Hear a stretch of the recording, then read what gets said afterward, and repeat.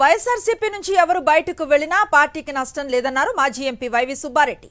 ఓ విలేకరి అడిగిన ప్రశ్నకు జవాబుగా ఆయన ఈ వ్యాఖ్యలు చేశారు. ప్రజా సంక్షేమ కార్యక్రమాలు వైఎస్ఆర్సీపీని మళ్లీ అధికారంలోకి తెస్తాయన్నారు. వైఎస్ఆర్సీపీలో ఎలాంటి విభేదాలు లేవన్నారు వైవి సుబ్బారెడ్డి. ఎవరు ఎక్కడ చేరినా వైసీపీ పార్టీ బలం, వైసీపీ మా ముఖ్యమంత్రి జగన్మోహన్ రెడ్డి గారు అమలు చేసే పథకాలు, సంక్షేమ పాలన మాకు తోడుగా నిలబడతాయి. సంక్షేమ పథకాల వల్ల లబ్ధి పొందుతున్న కుటుంబాల వాళ్ళు తప్పకుండా మాకు అండగా నిలబడతారు. మళ్ళా రాబోయే రోజుల్లో జగన్ గారే ఈ రాష్ట్రానికి ముఖ్యమంత్రి గారు రేపు జరగబోయే ఎన్నికల్లో అత్యధిక స్థానాలు గెలుచుకొని గవర్నమెంట్ ఫామ్ చేస్తాం. అంటే ఇప్పుడు ప్రస్తుతానికి అల్ల రామకృష్ణారెడ్డి కూడా అనౌన్స్మెంట్ చేస్తున్నారు కదా.